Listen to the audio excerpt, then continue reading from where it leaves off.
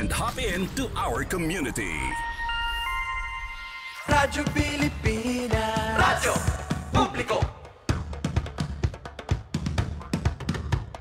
Radyo Pilipinas, Radyo Publiko.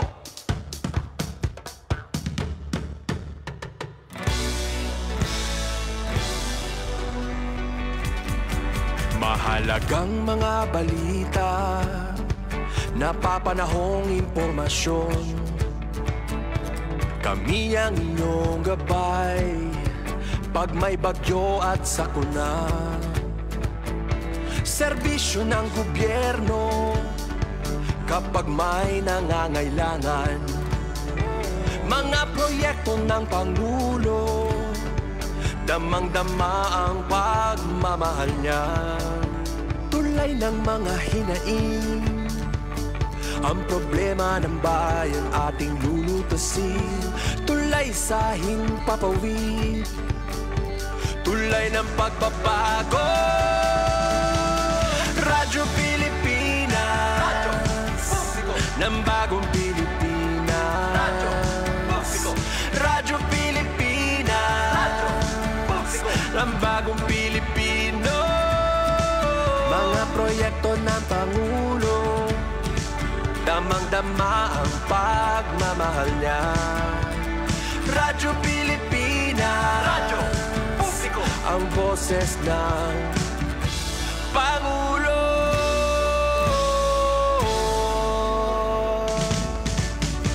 Karamay niyo kami, kahit malayo man kami nakakarating. OFW magsasaka, buhay ay iba't iba, san mang lugar ng bansa natin. Tulay ng mga hinaing, ang problema ng bayan ating lulutasin. Tulay sa himpapawid, tulay ng pagbabago. Radyo Pilipinas, Radyo Publiko, ng bagong Pilipinas. Radyo Publiko, Radyo Pilipinas, Radyo Publiko, ng bagong Pilipino. Mga proyekto ng Pangulo, damang-dama ang pagmamahal niya. Radyo Pilipinas, Radyo Publiko, ang boses ng Pangulo. Radyo Publiko, Radyo Pilipinas, Radyo Publiko, Radyo Pilipinas.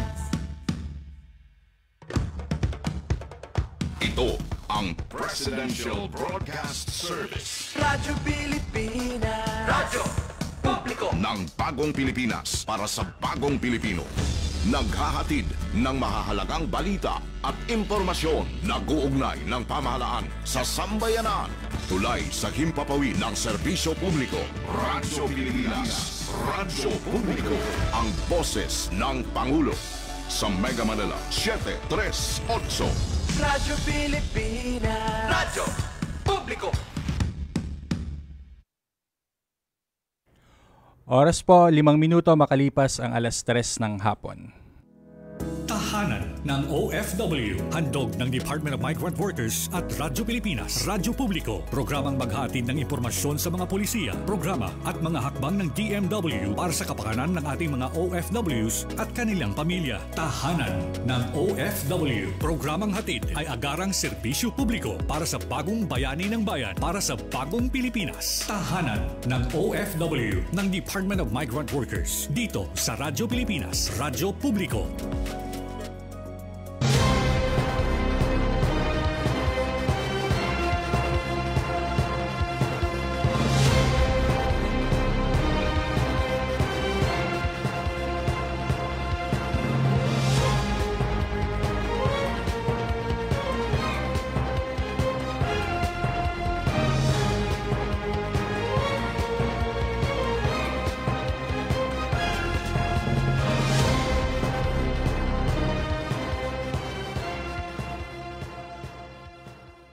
Magandang araw po sa inyong lahat, lalo't higit sa ating mga minamahal na mga OFWs at inyong mga pamilya. Mula po sa tahanan ng mga OFWs, Ako po ang inyong lingkod, Secretary Hans Leo Kakdak, na nag-iimbita sa inyong lahat na sumubaybay sa ating bagong programa sa Radyo Pilipinas, ang Tahanan ng OFWs.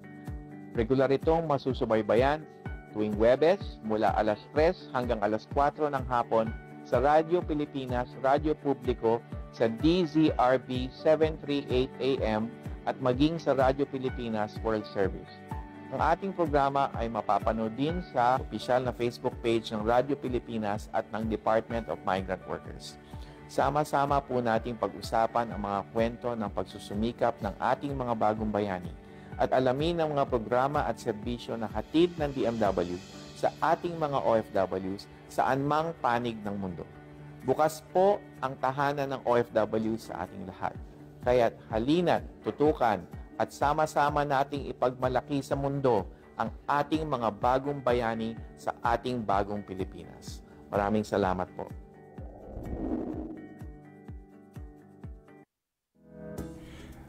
Ayan, Huwebes na naman po ng hapon at live na naman po kami dito sa tahanan ng OFW dito po sa Radyo Pilipinas, sa Radyo Publiko. Ako po muli, Assistant Secretary Kiko de Guzman at makakasama po natin sa hapon na ito ang aking co-host, Director Jazz Gapatan. Salamat si Kiko at magandang hapon po sa ating mga kababayang nakikinig at nanonood sa ating mga OFWs at ang kanilang pamilya. Ayan, tamang-tama Director Jazz.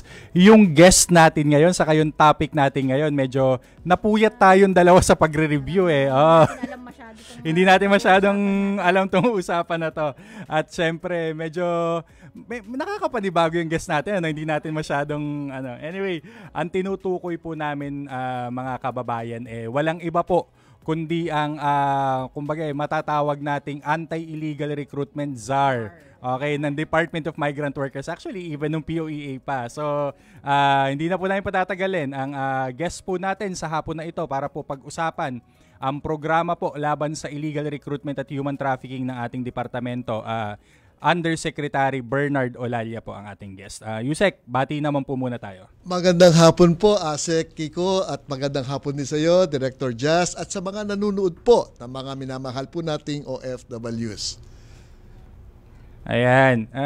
Sabi ko nga kanina kumbaga sa veterano ng laban natin at kampanya sa illegal recruitment. Siguro sir, simulan na natin pag binabanggit yung illegal recruitment sir sa ilang years na rin nating programa sa POEA pa noon.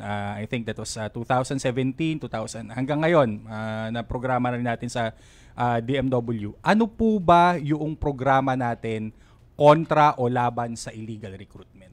Asek, bago ko sagutin yan, napaka-importanteng katanungan mo. Nais ko lang malaman ng madlang Pilipino na si Asek Kiko ang talagang czar ng aming anti-illegal recruitment programs ng DMW. Tama po yung sabi niya, panahon pa ng POA. Ang tawag po namin, hindi po MWPB noon, ngayon, Anti-Illegal Recruitment Bureau. At ang aking director at head noon ay si Asek Kiko at si Director Jazz po, ang aking COS naman bilang administrator noong mga panahong meron pa pong POEA. Asek, tama po kayo, no? Ang ating mga programa laban sa illegal recruitment at trafficking in persons ay matagal na po. At ito po ay ngayon ay pinaigting natin sa pangunguna at pamumuno po ng ating mahal na presidente. Bilin po niya, kabilin-bilin po sa ating mahal na sekretary na protektahan lahat ng mga OFWs po natin na nagnanais magtrabaho sa abroad, lalong-lalo na yung mga naghahanap ng employment opportunities na kung saan karamitan sa kanila nabibiktima po ng illegal recruitment dahil sa nagkalat ang mga tinatawag po nating scams ngayon, lalong-lalo na yung online scams. Kaya ang aming pong proyekto na dati na pong naumpisahan Asek Kiko ay yung mga preventive approach na tinatawag at saka yung remedial approaches na pwede ko pong i-discuss mamaya po, Asek. Yung preventive approaches, sinimulan ni Yusek Bernardes, nakikita ko parang may mga nagpa-flash sa screen. Siguro Director Jazz, ipaano natin, kanina lang Ano po ba yung mga action ng opisina pagdating sa AirTip, yung anti-illegal recruitment and trafficking in persons programs po and monitoring? Ito po yung mga sinasabi natin ng mga closures, entrapment operations. Ano po ang kwento nyo dito, Yusek Bernard? Parang kanina meron Parang hot of the presses pa nga itong balita dito. Parang tunugan ninyo ata kung saan ako nanggaling kanina, Asek at Director, no? Kasama ko po ang ating mahal na Secretary kanina lamang. Kami po ay nasa Malate at alam po ni Asek Kiko ito dahil ito po yung napaka-ingat at napaka-lalim po na trabaho ng ating opisina, yung Migrant Workers Protection Bureau ngayon, na dating si Asek Kiko nga ang head nito. At ito po ay programa, lalo na yung preventive approach na sinasabi po natin kanina. Meron po kasi sa DMWB law na kung saan isinabatas na ito, isa pong pangunahing programa na paigtingin yung kampanya natin laban sa illegal recruitment at yung ating tinatawag nga na mga approaches, lalong-lalo na pagka ang OFWs na pag-uusapan, ayaw po natin na mabiktima sila, kaya proactive po tayo. Meron po tayong kampanya na tinatawag na mga surveillances at closure na kung saan ang ating pong MWPB staff at employees ay masusing binabantayan yung mga lahat ng stakeholders na involved sa recruitment, lalong-lalo na yung nagpapanggap na lisensyado, nagpapanggap na otorisado, at yung mga empleyado po nila ay ating pong binabantayan. Sir, balik ko lang para sa kaalaman din ng publiko, kaalaman ng ating mga tagapakinig. Paano ba natin, ano yung unang criteria para masabi nating illegal yung nagre-recruit? Ano yung unang itatanong nila sa sarili nila para masabing illegal ito? Hindi ako maniniwala dapat dito. Napaka-importanting katanungan yan, Asek. Kasi yung ating ordinaryong mamamayan, hindi nila alam kung ano yung criteria na binabanggit ni Asek, Director. No? Ang criteria po, nakatangi-tangi para masabing illegal ito, una, wala pong lisensya. Ano po ba ang lisensya? Ito po yung lisensya na tanging ang ahensya lamang ng DMW ang nagbibigay. Ito po ay isang pribilehyo na ibinibigay sa mga entities, sa korporasyon, sa partnership, sa sole proprietorship na nag-a-apply at qualified po na mag-participate sa recruitment activities. Pag wala pong lisensya, Asek, ang ibig sabihin, illegal, at sila po ay tatawagin nating illegal recruiter. Kanina, Dear Jess, yung naisara ay, ano nga ba ito? Parang sa Japanese Language Training Center ba, Yusek? Yes, tama po yun, Director Asek, no? Kami po kanina ay nag-conduct ng isang closure. Ito po yung activity na sinumulan natin ngayong taon. 5 po itong closures na ito, no? Preparatory to disclosure, nag-conduct po ng surveillance ang ating ahensya at doon po sa surveillance na yun na ginawa po namin na digital. Kasi nga, Asek, ang kalimitan na modus operandi ngayon, panay online. No?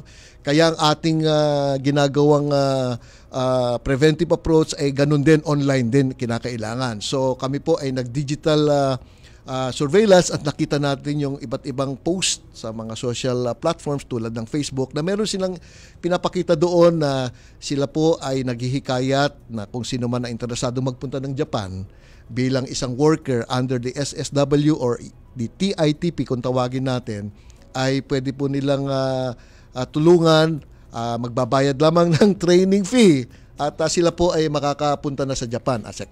Yes, sir. Kasi naalala ko yan dati. Nung nakaraang taon, kanina 5 eh. Record-breaking uli ito eh. Akala ko last year yung record-breaking, yung 4 in a day. This is 5 in a day. Last year, sir, meron din tayo Japanese Language Training Center. Merong isang visa consultancy. Meron din tayong isa pang training center din. Diba? Nabanggit po nyo kanina, lahat ito, sir, walang lisensya. Paano po ma-check ng ating madlang people, ng ating mga kababayan, yung legitimacy ng lisensya? Opo, yung legitimacy po ng lisensya ay napakahalaga dahil ito po yung batayan para masabi pong legitimate at authorized pong mag-recruit. Ang lisensya po ay makikita, may mga pangalan po yan at listahan na mga otorisadong ahensya, yung recruitment agencies natin na lisensyado sa ating pong DMW database. Ito po yung www.dmw.gov.ph, Asek. Yes, at syempre po mga kababayan, umiinit yung topic natin. Pero Dear Jazz, hindi dito natatapos yun sa lisensya. I'm sure maraming reminder pa si Yusek B, si Yusek Bernard regarding this. Pero sa mga kababayan po natin, para po hindi kayo ma-scam, stay tuned po. Diyan lamang po kayo at commercial break po muna kami at magbabalik po ang tahanan ng OFW dito sa Radyo Pilipinas. Pagkain sa bawat mesa. Yan ang sentro ng kadiwa ng Pangulo. Tampok ang murang bilihin dahil ang mga produkto direkta mula sa mga magsasaka.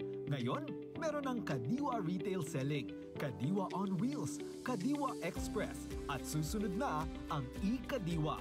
Napatunayan natin na kayang maipababa ang presyo ng bigas, karne, isda, gulay at asukal. Malaking tulong ang Kadiwa Store. Sa kadiwa ng Pangulo, pagkain ay abot kaya ng mga Pilipino. Pinangungunahan ng Department of Health, sinusunod ng PEMAT ang pinakamataas na pamantayan ng World Health Organization. Katunayan, ginawa na sila ng prestigyosong WHO Emergency Medical Team Badge, isang patunay ng kanilang dedikasyon sa klinikal na pangangalaga, logistics at sanitation. Ang PEMAT ay binubuo ng mga elite teams mula sa Metro Manila, Luzon at Visayas. Nitong 2023, ipinakita nila ang kanilang tibay at malasakit nang tumugon sila sa 7.8 magnitude na lindol sa Turkey, kung saan mahigit 1,000 pasyente ang natulungan. Pinaiigting pa ng administrasyon ni Pangulong Ferdinand R. Marcos Jr. ang ugnayan sa mga kalyadong bansa sa bagong Pilipinas na sa katuparan ng Philippine Security Sector Assistance Roadmap. I'm confident that our collaborative efforts will pave the way for a brighter, more prosperous future for the Indo-Pacific region. Kabilang sa napagkasunduan ang pagbibigay ng Amerika ng $500 million ng military financing na magagamit ng AFP at PCG. Mabibigyan ng access ang Pilipinas sa modernong kagamitan upang matugunan ang mga banta sa teritoryo at cyberspace. Mga kababayan, mataas ang aking kumpiyansa na malalampasan din natin ang hamon ng ating pinagdadaanan. Dahil ito ang pangunahing hinaing ng taong bayan. Hindi tayo titigil sa paglalaban sa kahirapan. Sa halos 3 taong panunungkulan ni Pangulong Marcos, tuloy-tuloy ang naging pagtugon ng gobyerno laban sa kahirapan. Sa taong kasalukuyan, tinatayang umabot na sa 194 billion pesos ang total asset ng Philippine Reclamation Authority. Higit na mas malaki ito kumpara sa mga nakaraang taon. Ibig sabihin nito, kung patuloy ang paglaki ng asset o pag-aari ng PRA, mas malaki ang maiaambag nito sa gobyerno na magdudulot ng mas maraming oportunidad at trabaho para sa bawat Pilipino. Our infrastructure development remains sustained, strategic, and on schedule. Our aggressive infrastructure development, business-friendly policies, investment and export promotions, foreign visits, and economic missions are all aimed at generating not just jobs, but quality and competitive jobs. Sa nagbabagong Pilipinas, patuloy ang trabaho, patuloy ang pagbabago. Internet scam, hacking at cyberbullying. Ilan lamang yan sa mga krimeng nangyayari online. Noong 2023, nakapagtala ng 23,200 na cybercrime ang pambansang pulisya. Kaya si Pangulong Ferdinand R. Marcos Jr. itinatag ang Cybercrime Security Plan 2023 hanggang 2028. Pinalakas ito ang pagbabantay, pagtukoy at pagprotekta sa cybersecurity sa bansa. Ang resulta, pagbaba sa higit 14,000 na cybercrime sa taong 2024. The PNP's efforts in combating various forms of crime have yielded tangible results which exhibit the diligence of our officers and personnel as well as the effectiveness of our programs. Bagnet sa Ilocos, Bicol Express sa Bicol, Lechon sa Cebu, mga katangi-tanging putahing Pilipino na umakit sa panlasa ng mga turista. Food, culture, heritage, the arts, education, halal, Islamic traditions, dive, cruise, farm and ecotourism, even sports have now become potent subjects and products of a nation's tourism. Marami nang nailunsad na programa si Pangulong Ferdinand R. Marcos Jr. at ang DOT upang lalong lumakas ang gastronomy tourism sa bansa. Pinagtuunan din ng pansin ng ating pamahalaan ang wellness tourism, na patuloy na lumalago ng 12% annually kumpara sa global average na 7% at nakapag-ambag ng 65 billion pesos sa ekonomiya. Sa bagong Pilipinas ni Pangulong Ferdinand R. Marcos Jr., ang gastronomy tourism at wellness tourism ay magkaagapay para sa malakas at masiglang mamamayan. Handa na ang Pilipinas para maging key player sa clean energy storage sa Southeast Asia. Pinangunahan kamakailan ni Pangulong Ferdinand Marcos Jr. ang inaugurasyon ng St. B Gigafactory sa New Clark City, Clark Special Economic Zone sa Capas, Tarlac. Ito ang kauna-unahang manufacturing plant sa Pilipinas para sa advanced iron phosphate batteries na ginagamit sa renewable energy at electric vehicles. Sa talumpati ng Pangulo, This inauguration of the St. B Giga Factory is a remarkable example of what happens when our national agenda of promoting clean energy intersects with a solid commitment from the private sector. It sends this message to the world. The Philippines is now ready to innovate, to lead, to become the go-to destination for high-tech, high-impact investments. Ang St. B Giga ay rehistradong kumpanya ng Philippine Economic Zone Authority o PEZA na nagbibigay ng kalidad na serbisyo sa mga investors. Sa 2030, inaasahang maaabot ng proyekto ang operational capacity nito. Tinatayang magge-generate ito ng 5 billion pesos in annual revenues at lilikha ng 2,500 jobs. Sa nagbabagong Pilipinas, patuloy ang trabaho, patuloy ang pagbabago. Tahanan ng OFW ng Department of Migrant Workers dito sa Radyo Pilipinas, Radyo Publiko.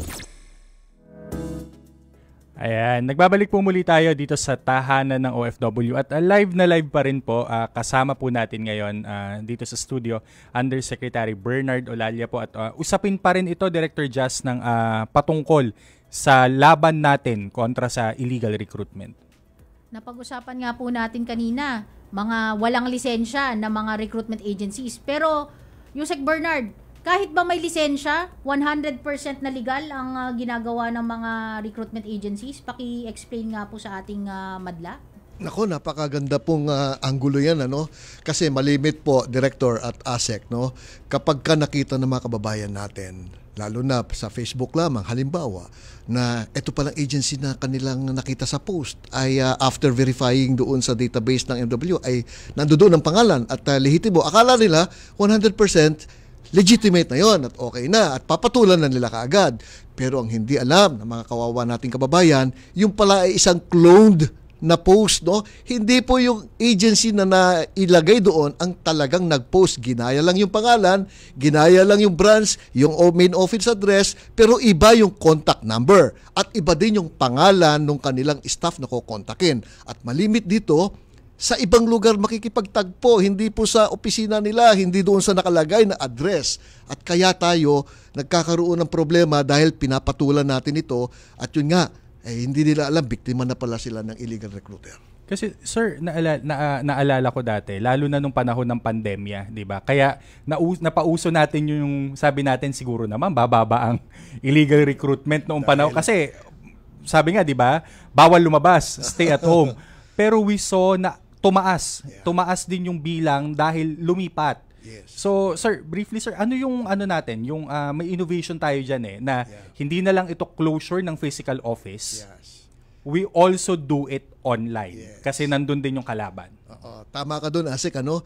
Alam nyo, yung pandemya is a game changer. Dahil po sa pandemyang yan, halos lahat ng industriya nag-rely sa digital platforms, no? At yung mga OFWs natin at yung mga industriya, katulad din ng mga recruitment agencies ay nag-rely din sa digital platforms para doon sa kanilang proseso ng pag-hire, pag-announce at pag-hihikayat kung ikaw ba interesadong mag-apply, no?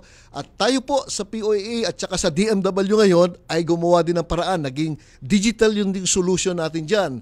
At ang importante po dyan, sinusurveillance po natin lahat yan at ibinabangga natin sa ating database. Pag nakita natin na illegitimate yung post at nanggagaya lamang, meron tayong request. Nakipag-MOA po ang ating DMW sa Meta, no? At tinatanggal po natin yan. Meron tayong tinatawag na takedowns. At sa ngayon, umaabot na mahigit 71,000 ang na-takedown na natin sa mga social posts po na yan, Asek.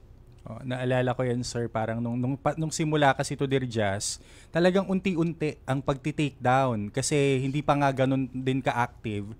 Pero eventually, with the participation of Facebook Meta nga, sir, di ba? Yung Facebook Meta. Saka pati si TikTok. Pati si TikTok. Maraming nabibiktima rin. Maraming social media yes, ngayon. Oo. Tumatalino na rin po ang ating mga scammer. Scammer po actually. Minsan po kakilala nyo po yun. Kapitbahay nyo, kamag-anak nyo. So mag-ingat po tayo. Pero Yusek Bernard, ano pa ba yung mga kailangan gawin ng mga lehitimong license, itong mga license recruitment agencies? Yes. Na para maging talagang legit ang kanilang activities. Yung mga job orders nila, yung mga permission to post, para mga ganon. Maliban po kasi sa pagkuha ng lisensya, napakainam din, Director, no? Na kinakailangan accredited yung employer. Yung foreign employer na magre-recruit, mag-hire, accredited sa ating database. Maliban sa accreditation ng employer, meron din tayong registration and accreditation of our JOs, yung job orders natin, yung JOs natin, ano? At yun po ay nasa database din. So, maliban sa pag-validate kung yan ay licensed recruitment agency, i-validate din po kung registered at accredited yung employer at meron silang registered and accredited and existing job orders po, ASEC. Yes, sir. Makikita yon sa database natin, ibabangga ninyo po yon at malalaman ninyo na si lisensyadong PRA or private recruitment agency ay merong ganoong offer. Yes, sir. And of course, hindi tayo tumitigil doon sa pagti-take down, pagsasara. Sir, we're very active din sa prosecution. Yes. Opo, yung prosecution, yan yung remedial approach natin maliban sa preventive approach na tawagin, ano? Tayo po ay member ng IACAT at tayo po ay may sariling legal assistance division sa MWPB na kung saan pwede tayong tumanggap ng walk-in, pwede tayong tumanggap ng referral, pwede tayong maging proactive at libre po, mga kababayan ko, yung serbisyong inibibigay ng legal, no? Mag-walk-in lamang kayo kung kayo po ay naging biktima na. Tutulong po ang DMW, libre, wala kayong babayaran. Tutulungan namin kayong mag-execute ng affidavits at sworn statements at kami na rin po ang sasama at magfa-file po. Ihahanda po namin kayo para yung pong justice ay makuha ninyo. Siyempre, di ba? Ayaw naman nating umabot doon sa filean na ng kaso. Kaya kung kaya po mga kababayan na maiwasan, di ba? Maiwasan, oo. So, yun na po. Yusek Bernard, maraming salamat po. Any parting message po from you para sa ating mga OFW at ang ating publiko? Una po, nagpapasalamat ako sa inyong programa, sa DMW. Napakaganda po nito. Information campaign po. Yan po ang kailangan ng ating mga kababayan ngayon. Yung tamang impormasyon dahil kalimitan yung pong impormasyon na nakukuha nila lalo sa social media ay very misleading, no? Akala mo legitimate pero hindi pala legit. So, ingat lang po tayo sa pagpapatol, no? Pinaka-importante po, i-validate. Puntahan po kami, tawagan po kami, email po kami at 24/7. Nandyan po ang DMW para sa inyong lahat. Salamat po. Ayan po. At syempre po, yun po yung lagi naming paalala sa inyo. Isa-summarize ko po yung part na yon para makaiwas kasi sabi nga namin lagi, lisensyadong recruitment agency lang po at approved dapat po yung job order. At lahat naman po yan ay nakikita sa website natin, Yusek Bernard, saka sa social media platforms natin. So, mukhang bitin. Mukhang bitin tayo, Director Jazz. Kailangan pa ng isang segment, isang season yata. Isang season, oo. Ilang buwan. Oo, kasi yun yung ano natin yung sabi nga laging pinapaalala sa atin ng Secretary Hans, 'di ba? Parang protection, 'di ba? Protection. Ito yung kumbaga lagi na narinig parang an ounce of prevention Pero ito, protektahan natin na hindi maloko at hindi magkaroon ng hindi magandang karanasan yung ating mga kababayan. So, ano po sa ating mga social media platforms po, tingnan nyo lang po at pwede po kayo mag-verify sa amin para po, ano dyan. And from one scam to another. Yes, from illegal recruitment and human trafficking, ito naman po, isang mainit na scam din po. Maya-maya lamang po ay makakasama natin ang ilang mga kababayan naman nating na biktima naman ng tinatawag nating balikbayan box scam.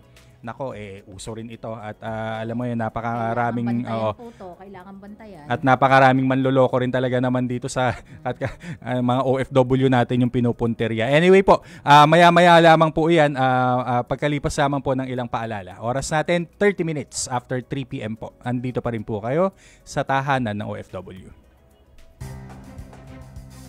Ang pambansang seguridad at kaligtasan ng bawat isa sa bagong Pilipinas, tinututukan at binibigyang halaga. Pinalakas pa ni Pangulong Ferdinand R. Marcos Jr. ang paghatid ng serbisyo sa mga kanayunan at paghikayat sa mga rebelde magbalik sa lipunan. Nag-iisang weekend guerrilla front na lamang sa buong bansa ang natitira na malapit ng mabuwag. Sama-sama nating itaguyod ang pangarap ng bawat Pilipino na makapamuhay sa isang mas maunlad, mas makatarungan at mas malayang bagong Pilipinas. Uy, Mila, napansin mo ba ang presyo ng gulay ngayon? Nakapagtataka? Oo, Tom. Pero huwag ka mag-alala. Alam mo bang may mga ahensya tulad ng DTI na tumitingin sa mga presyo? Talaga? Paano nila nasisiguro na tama ang presyo? Sa ilalim ng Price Monitoring Program, regular sila nakikipag-ugnayan sa mga supply retailer para mapanatili ang sapat na supply at maiwasan ang hindi makatarong ang pagtaas ng presyo. Wow! Kaya di pala tayo dapat mag-alala. Tama. Kaya sama-sama tayong kumilos. Bilhin ang mga pangailangan sa tamang presyo at suportahan ng DTI sa kanilang mga proyekto. May mga kababayan tayong nangangarap mang ibang bansa para sa mas maginhawang buhay. Gaya na lang ni Rosini na isang dating nurse. Pero ngayon ay nasa agrikultura na sa tulong ng mga programa ng gobyerno. Dito po napatunayan ko na hindi na nga kailangan na mangibang bansa dahil pwede ka naman po umunlad, yumaman actually, dito po sa Pilipinas sa pamamagitan po ng agrikultura. Muna, ang nakuha ko po na training sa TESDA is Organic Agriculture Production NC2. And then, nag-training naman po ako ng trainer's methodology sa SFIST. And last March and June, nag-take naman po ako ng Agri-Crop Production NC2 and Agropreneurship. Sa bagong Pilipinas, posible na ang maginhawang buhay. Hindi na kailangang hanapin pa sa ibang bansa. Sa tulong ng mga programa ng gobyerno, maaaring umasenso ang buhay sa sariling bayan. Basta't samahan ng sipag at diskarte.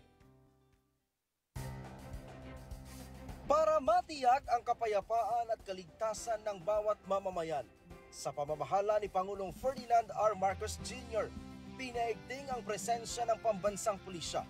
Mula July 2022, pumalo sa higit 52 milyong patrol operation ang ginawa ng PNP. Make your presence felt in the streets. Make them safer. Defend our democratic institution, our cherished ideals. Protect the people, especially the weak. Hindi lamang agad na natutugunan ang mga krimen, napipigilan din ang mga nagbabalak maghasik ng lagim. Sa nakalipas na 2 taon, bumaba sa 95,000 ang index crime volume ng bansa. Mas maliit kumpara sa 238,000 noong 2016 hanggang 2018. Sa bagong Pilipinas, ang mga pulis palaging nandyan at maaasahan. Ang bawat departamento ng Subic Bay Metropolitan Authority ay nakatuon sa pagpapabuti ng bawat sektor ng Freeport Zone at kasama ni Pangulong Ferdinand Marcos Jr. ay lalong maisasakatuparan ang bawat tungkulin at hangarin ng sambayanan para sa pagkamit ng bagong Pilipinas. More than 580 million pesos in budget allocation for the SBMA. Sa punto pong ito ay magmula po si Raquel Bayan mula po sa Malacanang. Mula sa Presidential Communications Office at Radyo Pilipinas Nationwide, ito ang Presidential Live Event. Presidential Live Event.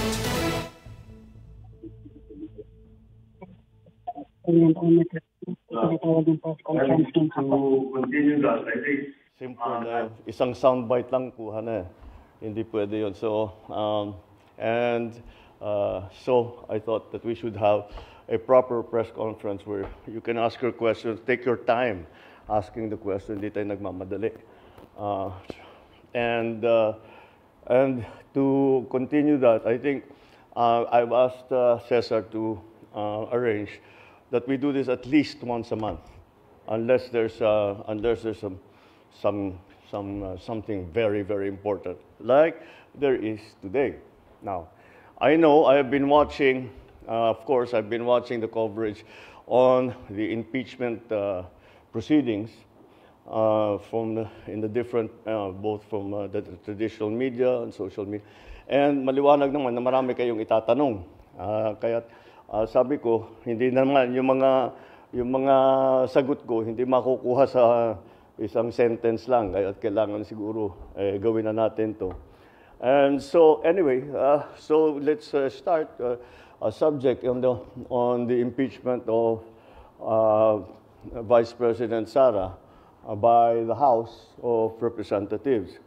Now, I think it is useful, siguro para maunawaan talaga natin ang mga pangyayari at bilang siguro parang paliwanag na rin doon sa mga tanong na nakikita ko sa mga commentator. Number one, maalala ninyo, nagsimula lahat ito nung I made the pronouncement, sinabi ko na ayaw ko yung sana wag na tayo mag-impeachment dahil madaming ibang trabaho at actually it's also not practical. At nung panahon na yon, nung una kong sinabi yun, wala pang nagpa-file ng impeachment. Kaya't sana, I was hoping na makumbinsi ko lahat ng kung sino man, wag na muna natin gawin ito. Kung talagang meron kayong paniniwala na kailangan gawin ito, wag naman siguro muna ngayon at marami pa tayong gagawin. Kaya't kung titignan naman ninyo, yung mga kaalyado ko sa House of Representatives, wala sa kanila ang nag-file. Wala sa sumunod naman nila sa hiniling ko sa kanila na wag silang mag-file ng impeachment dahil hindi magandang timing at saka marami pang problema. Ngunit, may ibang grupo, of course, the Makabayan Group out of the House of Representatives, Senator Laila De Lima, the religious group nag-file ng tatlo. And if you remember, nung statement si JPE na sinasabi niya hindi pwedeng pigilin yan dahil may grupo na ayaw. I think he was referring to Iglesia ni Cristo. So sinabi niya, hindi naman natin pwedeng pigil dahil may grupo o may tao na ayaw yan. At sinabi ko sa inyo, nung tinanong niyo sa akin, sabi ko, I agree with him. Totoo. And if you remember, my words were this: they will not, once the impeachment complaints are filed, they have no choice. The House has no choice. The Senate has no choice. Kailangan nilang i-proseso ang impeachment complaint. And that's exactly what has happened.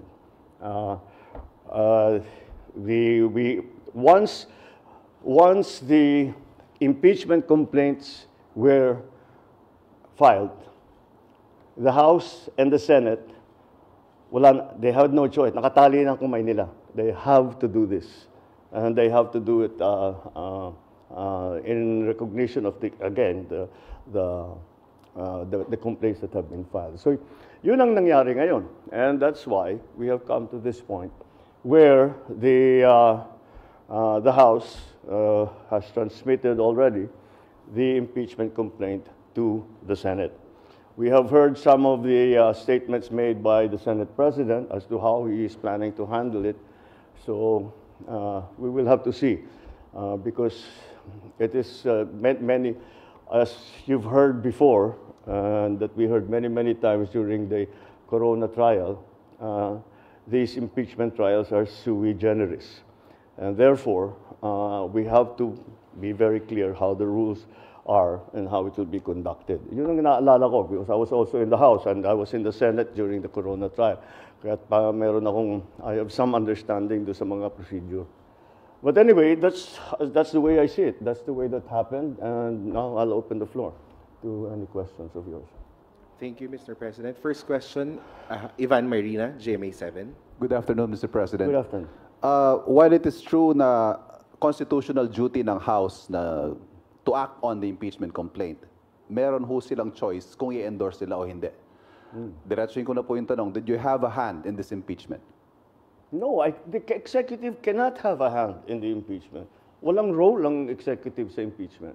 Of course, did we discuss it with the Speaker? Did we discuss it with the other congressmen? Of course. And tinatanong, anong plano ninyo? Ano ba talagang gusto ninyong gawin?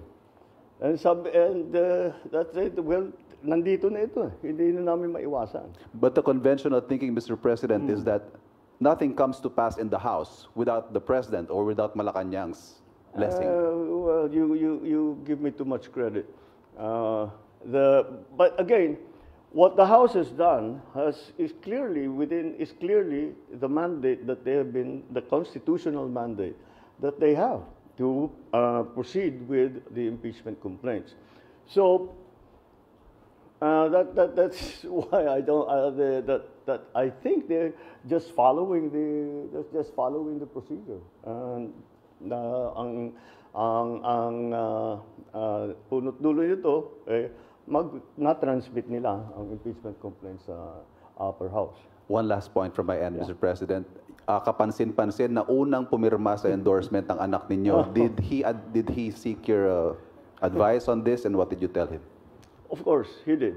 And I said, it was very simple, but I told him. And he said, you know, mukhang magpipirmahan na. What's your opinion? What I should do? And I told him. I said the process is begun.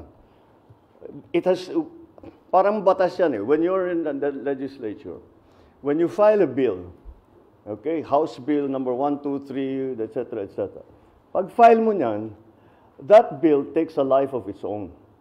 Kahit anong gawin ng congressman na nag-file o senador na nag-file, kahit ayaw niya yung mga changes na magagawin doon sa kanyang bill, wala na siyang magagawa. Because the bill is going through the process as it should. And part of that process will be amendments, etc., additions, all that. The impeachment complaint is exactly the same. Once it has been filed, there is a procedure that needs to be followed already. So sabi ko, andyan na tayo, sabi ko kay Kong Sandro, sabi ko sa kanya, the process has already begun. So, it's your duty now to support that process. So do your duty. That's what I told you. Do your duty. You have to support the process. You are constitutionally mandated to carry out that process. And you are a congressman, so do your duty. That's what I told him. I didn't know you'd be the first to sign, though. Maricel Halili, News 5. Sir, magandang hapon po. Sir, you were very vocal before na ayaw niyo po ng impeachment because it's not the right time. But now na it's there already, paano niyo po ito nakikita na makakaapekto, especially dun sa mga ongoing priorities? Well, it depends on how the Senate chooses to handle it.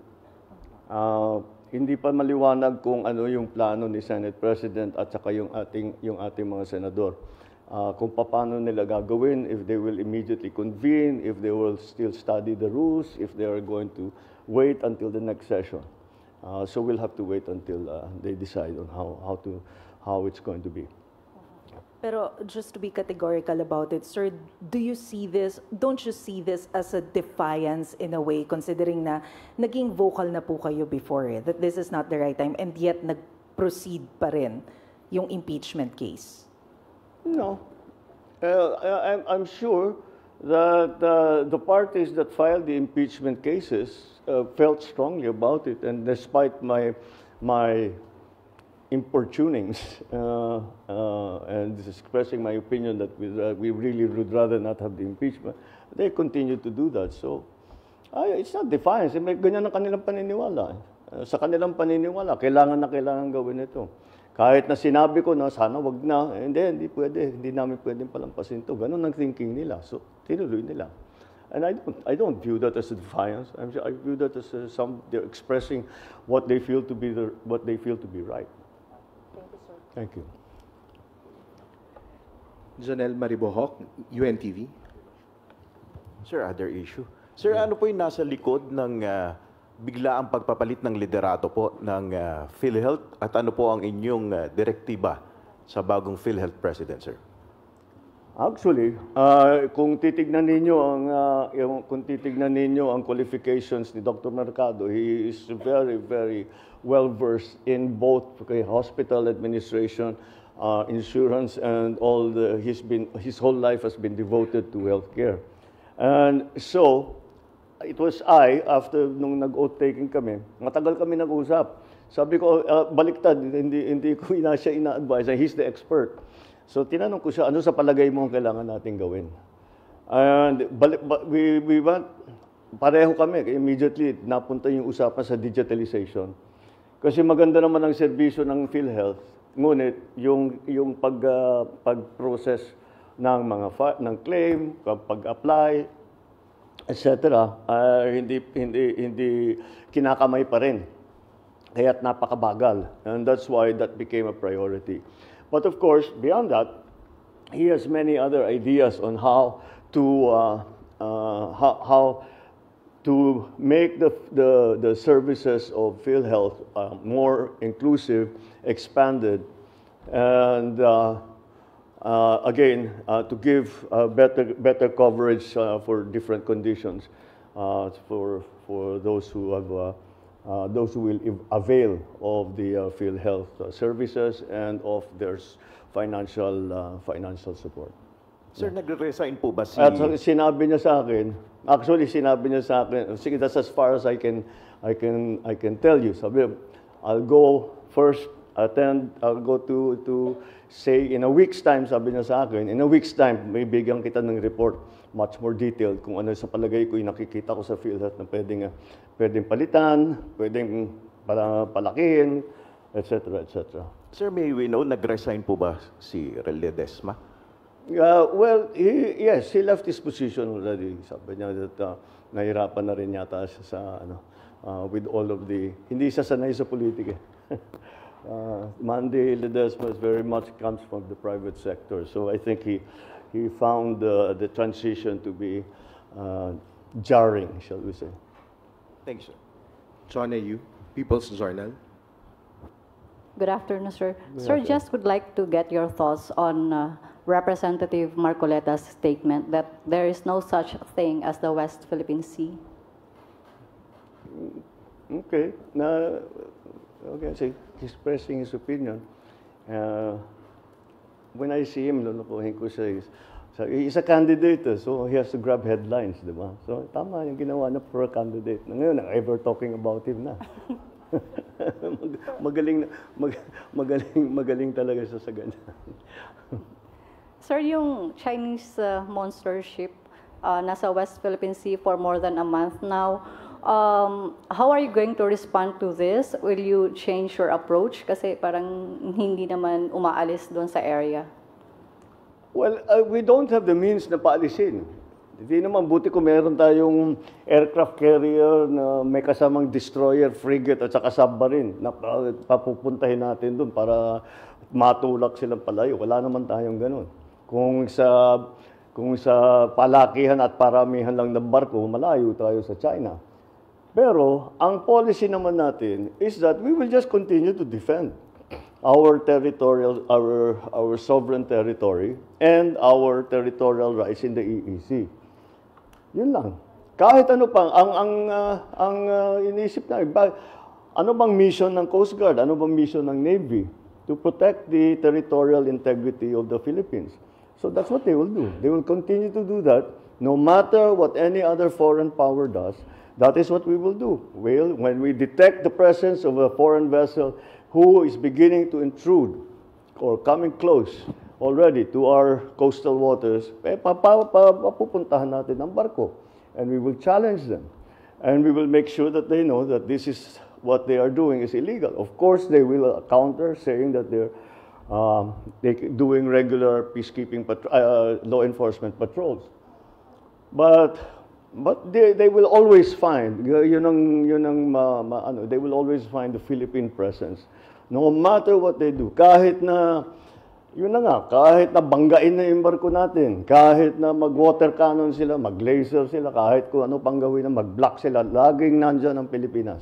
We will always be there protecting our territory. We will always be there making sure our fishermen are able to exercise their sovereign rights.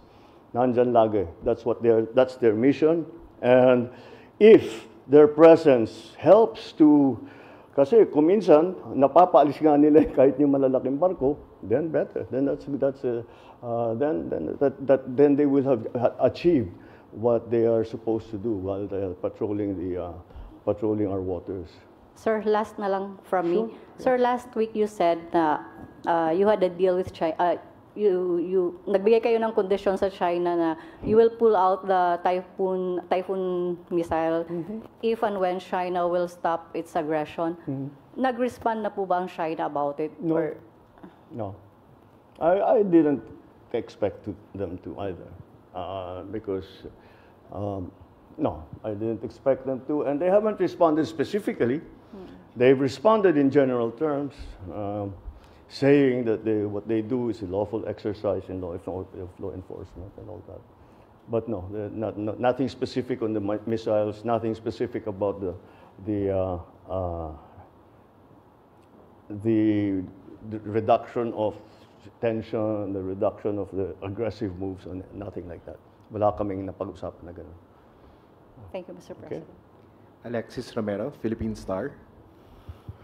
Good afternoon, Mr. President. No? Good Let me just go back to one of our interviews during one of your previous US visits sa Honolulu, Hawaii, when asked about the looming impeachment, supposedly that time, no, against Vice President Sara Duterte. No? When asked, no, you told reporters, you told us, binabantayan namin ng mabuti, this was in Honolulu, Mr. President, binabantayan namin ng mabuti because we don't want her to be impeached. She does not deserve to be impeached, so we will make sure that this is something we will pay very close attention to. So that time, apparently, you do not want her impeached. Given these recent developments, do you hold that stance still, or your position has changed? It doesn't matter what I think. It will have to go to the procedure. It will go to trial, and we will have senator judges, and they will hear the case. The prosecutors will come from the House. There will be a defense panel, and it will be a trial. It doesn't matter what I think at this point. That was my opinion. That's my opinion when I was asked that. None of this had happened yet. But I have to keep reminding you, the executive wala kaming formal role in the entire impeachment process. The executive has no formal role. If ever there's an informal role, makausap ko yung TV speaker, makausap ko yung congressman, makausap ko yung senador, si SP, makausap ko. But that's about it. Pero they will decide how they will proceed. Not I don't think you can expect the congressman or the senator or the SP or the speaker to come to me. What do you want us to do? They know what they have their own way of doing things, and that's what they will implement. So siguro the most that a president can do, or any part of the department of the executive can do, is moral suasion. Wag na lang sana. Wala, that didn't work. Natuloy pa rin. So we follow the process. Salamat po. Yeah. Raquel Bayan, Radyo Pilipinas. Hello, sir. Sir, I know co-equal branch po natin dito po, sir. I know co-equal branch po natin, sir, yung Senate. But are you planning, sir, to personally ask the Senate kung paano po nila i-handle yung impeachment para po tayo sa executive makapag-address? Issue ng kung paano po nila i-handle once na ma-transmit na po sa kanilang impeachment para lang po tayo sa executive, malaman rin po natin kung paano yung gagawin nating adjustment doon sa possible effect po sa bansa nito. Doon sa possible? Possible effect po ng impeachment sa bansa. It's not again. You should ask now. At least at this point, it's in the Senate. You have to ask that from the Senate. If you're going to ask about the prosecution's case, I don't know if you'll get an answer right now because we've only just started. But they're the ones that you should be asking. From this point on, I'm just a very interested observer. But again, I don't appear, I will not be part of it. There will be no representation from the executive. Why should there be? So, wala talagang, we leave it to Congress, now specifically the Senate, to exercise their own wisdom. Eden Santos, Net 25. Mr. President, sabi niyo po ang impeachment ay hindi makapagdudulot ng kabutihan sa buhay ng kahit isang Pilipino. Nung nag-ask po ng advice sa inyo si Congressman Sandro Marcos, as a father and as a father of this nation, hindi niyo po ba naisip, na-advisean siya na gawin kanyang duty para sa kapakanan at interest ng mas nakararaming mga Pilipino, at yung kung ano po yung standing nyo na sana ay wag matuloy yung impeachment? The House is a collegial body. They decide as one. And that was what the House decided. He is a member of the House of Representatives. So, as a member of the House of Representatives, he has to do his duty. Whatever his opinions might be, he must do his duty. Even if he's hesitant, all this applies to not only my son, it applies to all the congressmen. Once na-file na yung impeachment complaint, gawin nyo na yung trabaho ninyo. Wala na silang choice. Yun ang tinutukoy ko, yung una kong statement tungkol dito. The Senate has no choice, the House has no choice. That's exactly what the situation is. Once the second that the complaint were filed. Ang government po ba ay ready kung ano man po yung maging effect implication nung sakaling matuloy po yung impeachment trial sa Senado? If in case po na may effect, kasi magtatrabaho po sila, baka maapektuhan yung kanilang... Antayin natin kung ano yung gagawin nila. Because I don't know, hindi pala, wala tayong timetable, wala tayong paano yung pag-eco-conduct, what are the rules that will be followed, etc. Antayin natin. It is up to them how they decide to have their trial. When they have their trial, what are the rules for the trial, how they will conduct it, etc., etc. So, who will be the presiding judge, or if we have a senator judge, who will be the presiding, all of that. Last na lang po, wala po bang plano ang ating Pangulo na pakiusapan po sila?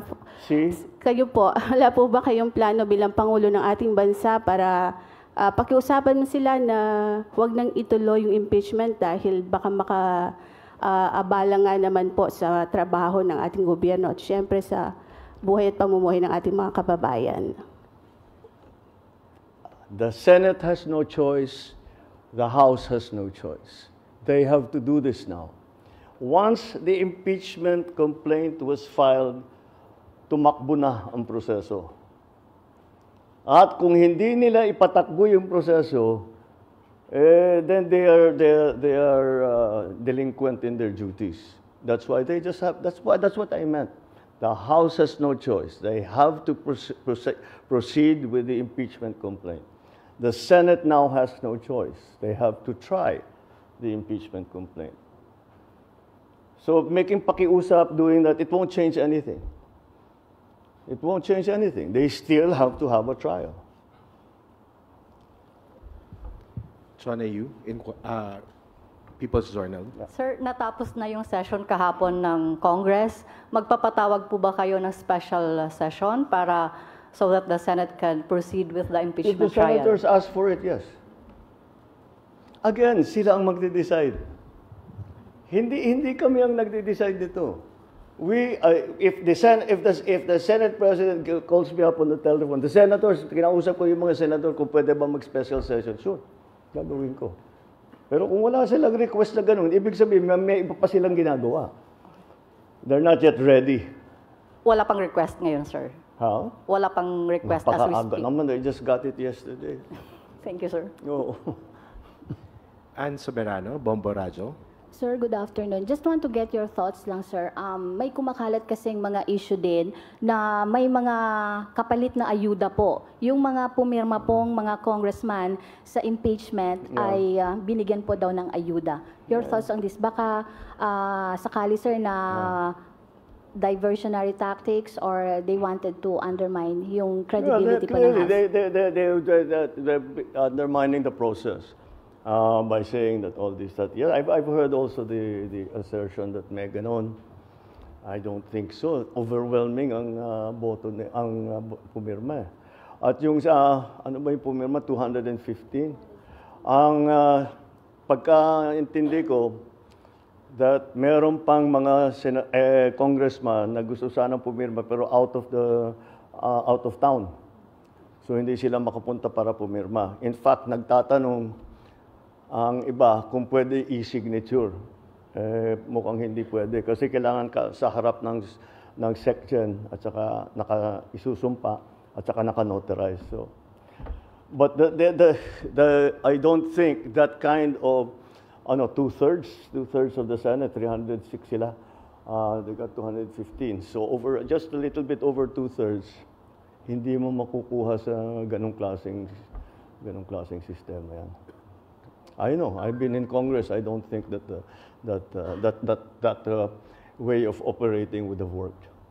Certainly not to the extent that you get 215 signatures. Okay. Ana Badjo, GMA News Online.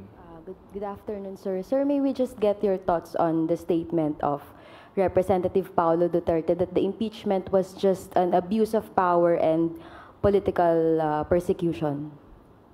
What else would he say?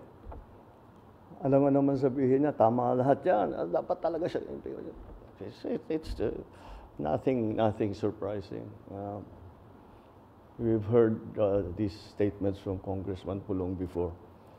I just see his reaction to that. But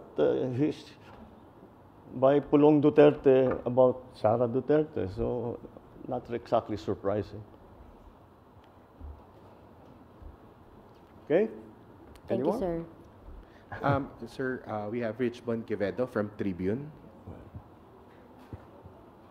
Sir, may I ask you, do you agree that somehow your opinions or statements has influenced certain members of Congress? Like somehow, sir, parang reverse psychology, like sending a kind of signal? Well, it did because none of, like I said, wala naman sa yung sasabi kong kaalyado namin sa House ang nag-file ng impeachment. Kasi yan ang pakiusap ko sa kanila, wag na kayo mag-file ng impeachment. So hindi sila nag-file ng impeachment. Ang nag-file ng impeachment, ibang grupo. Hindi mo masasabi yung grupo yung kaalyado ko. So they just did what they felt was needed to be done. Thank you, sir. Thank you. Sir, Heidi Sampang, DZAS. Good afternoon, Mr. President. I know nag-i-start pa lang naman po ito, pero gaano po kaya tayo kahanda sa economic impact po ng impeachment trial at posible po kasi itong maka-slow down sa atin pong momentum? I doubt it very much. Hindi naman siguro. Wala akong nakikita magiging effect na gano'n. Basta patuloy yung ang ating pinaplano, ating mga strategy tungkol sa investment, tungkol sa mga bagong structural changes na lagi kong pinag-uusapan. But yun lang naman ang tinitignan ng investor. So I don't think it will have any effect. Okay, thank you. Yeah. Julie Aurelio, Inquirer. Good afternoon, sir. If I may recall your statement last year, prior to the filing of the impeachment complaints, you said that you didn't want impeachment complaints to be filed because it would only distract legislators from doing their jobs. It will not serve or benefit any Filipino. Given that, what's your guidance to Congress so that they won't be? I do not give guidance to Congress. But how do you solve the problem of not distracting them from their job? Again, you give me far too much credit that I can tell congressmen to do this and to do that. I cannot. I do not give guidance to Congress. We are independent of each other. Of course, we talk to each other about all kinds of things. But hindi ko kaya sasabihin, gawin mo ito, gawin mo yan, gawin. Hindi ko kayang gawin yun. And I don't even attempt to do that. So let's be very clear there. Sure, when I'm talking to them, they ask my opinion. I give them my opinion. But it's up to them to take it or not. You cannot call it guidance. But are you not afraid that it might derail your effort, or it might derail priority measures in Congress because because the Senate will be busy with the impeachment. So slowly, please. I cannot understand. Are you not afraid that you were afraid before that the impeachment process might derail or might sidetrack the priority measures of your administration, given that this is already happening? Are you not fearful or afraid that it might actually come to pass? Your fears from before. What did we talk about 80% of the time today? Impeachment. It happened already. It's happening already. Imbis na pag-usapan natin ang agrarian reform, imbis na pag-usapan natin ang climate change, we're talking about impeachment. So what you're asking is I'm not afraid it's about to happen. It's happened. Look at today. Today, we're talking about impeachment the whole time. Okay. Last na lang, sir. When you gave those, when you uttered those words that you're not in favor of impeaching the vice president, that happened when it was not yet filed. You made that clear, very, very clear. And yet, you did say that it is Congress's constitutional duty to let the process go, to let the impeachment process proceed as constitutionally mandated.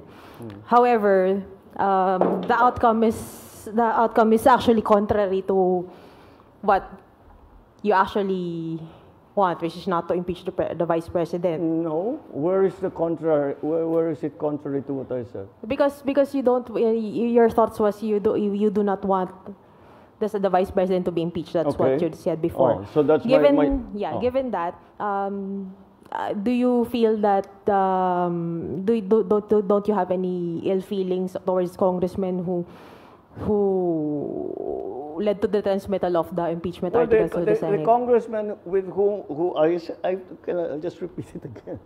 Lahat ng natatawag kong kaalyado ko sa House of Representatives, wala sa kanila ang nag-file. But they signed it, sir. How? But they signed it. Because it's already there. Nandyan eh. Ano pang gagawin nila? And there was a very clearly a large bloc in Congress, at least 215, who wanted to sign the impeachment. They did not file a case because I asked them not to.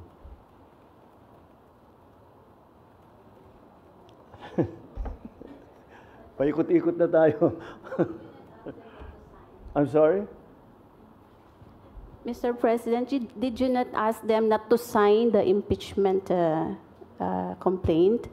Since sabi niyo po na napakiusapan niyo sila. Nobody filed.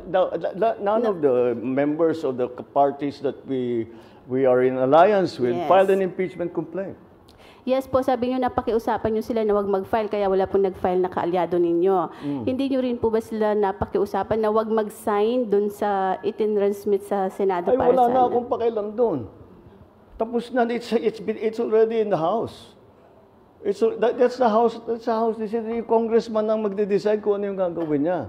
Dahil pananagutan nga ng House of Representatives yan.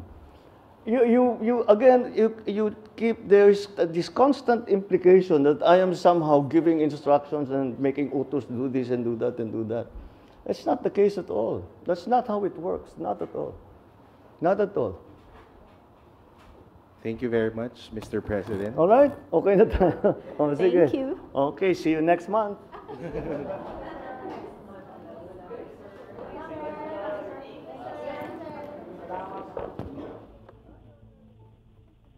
Pagkatapos lamang na press briefing ni Pangulong Ferdinand R. Marcos Jr. dito sa Kalayaan, Kalayaan House sa Malacanang. Sabi nito kaugnay doon sa impeachment, sabi ni Pangulong Marcos, ginagawa na raw ng House sa kasalukuyan, tinitigilan na raw nila yung impeachment complaint at wala na raw choice yung ating mga mambabatas kundi usad yung impeachment complaint ngayon dahil mandato na raw nila yan. Kanina raw yung kamay ng dalawang kapulungan ng Kongreso at tutugon sila o dapat silang tumugon sa impeachment complaint. Kaya naman po, muling sinabi ni Pangulong Marcos Jr. na walang kinalaman ng executive branch sa impeachment na ito. Natanong rin si Pangulong Marcos kaugnay doon sa pangunguna ni Representative Sandro Marcos sa paglagda sa impeachment complaint na yan laban sa Vice Presidente. Sabi ni Pangulong Marcos na kausap niya yung anak niya kaugnay dito. Gayon pa man, dahil na-file na itong reklamo na ito, nagsimula na yung proseso para dito. Kaya ang naging payo na lamang niya sa anak niya, gawin kung ano yung kanyang trabaho bilang mambabatas, lalo't ito rin yung itinatakda ng batas at hindi niya naman niya maaaring sabihan yung mga mambabatas na huwag pumirma dito, lalo't hiwalay na yung trabaho ng Malacanang sa Kongreso. Natanong din si Pangulong Marcos kung ano yung magiging epekto nitong impeachment na ito sa bansa. Sabi ni Pangulong Marcos, depende pa rin ito sa gagawing pagtugon ng Senado sa impeachment complaint. At hindi rin ikinikonsidera ni Pangulong Marcos bilang defiance sa mga kongresista itong paggulong ng impeachment, lalo't ginagawa lamang ng Kongreso yung kanilang tungkulin. Natanong rin si Pangulong Ferdinand R. Marcos Jr. kaugnay doon sa naging pahayag ni Congressman Pulong Duterte na itong impeachment na to, abuse of power at political persecution. Sabi ni Pangulong Marcos, hindi na raw niya ito ikinagulat, lalo't ganito naman na raw yung mga sinasabi pa ng mambabatas. Kaugnay naman doon sa usaping kumalat na kapalit raw ng ayuda, yung pagpirma ng mga mambabatas na pabor dyan sa impeachment na yan. Sabi ni Pangulong Marcos, hindi siya naniniwala sa aligasyon na yan, lalo't hindi raw makukuha sa ganyang paraan yung pirma o yung suporta ng mga mambabatas.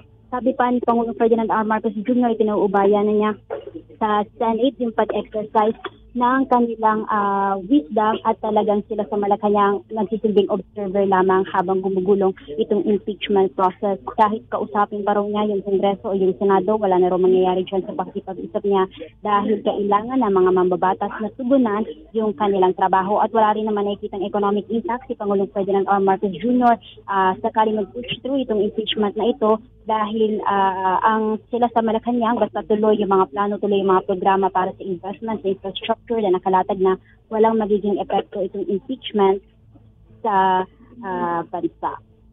Natanong din si Pangulong Ferdinand R. Marcos Jr. kaugnay doon sa iba pang usapin sa Pilipinas, kabilang na yung monstership, yung pananatili pa rin na monstership ng China sa karagatan sakop sa Pilipinas. Sabi ng ating Pangulo, ipagpapatuloy pa rin ang pamahalaan yung pagdepensa sa soberanya ng teritoryo nito kahit paan niya gaano karami ang mga sasakyang pandagat ng China dyan sa lugar at kahit ano pang gawin ng China laban dyan sa teritoryo ng Pilipinas, mananatili yung pagbabantay ng Philippine Coast Guard ng Philippine Navy at yung pagtatanggol nila sa teritoryo ng bansa. Kaugnay naman doon sa naging pahayag ni Pangulong Ferdinand R. Marcos Jr., yung naging deal niya sa China na basta alisin yung China, yung mga vessels sila, tigilan yung pag-aggression ng China dyan sa West Philippine Sea, ibabalik ng Pilipinas sa US yung Typhoon missile nito. Sabi ni Pangulong Marcos Jr., wala pang naging tugon yung China dito sa kanyang naging hamon na ito at wala rin naman siyang inaasahan na tutugon pa yung China. At natanong din pala si Pangulong Ferdinand R. Marcos Jr. kung magpapatawag na siya ng special session sa Kongreso para sa impeachment campaign nito. Sabi ni Pangulong Marcos, sa Kongreso naman nagaling ito, hinihilingin daw ng mga mambabatas ng isang special session tsaka siya magpapatawag ng special session. Ito na muna yung mga pinakuli mula dito sa Malacanang para sa Bagong Pilipinas Radio. Mula sa Presidential Communications Office at Radyo Pilipinas Nationwide, ito ang Presidential Live Event. Presidential Live Event. Maraming salamat. Live report ng ating kasamang si Raquel Bayan dyan po sa Malacanang kaugnay ng press conference ng ating Pangulong Ferdinand R. Marcos Jr. Antabayanan po susunod na programa ang Mark In, Mark Out. Inyong makakasama si kasamang J. Mark Dagala. Magandang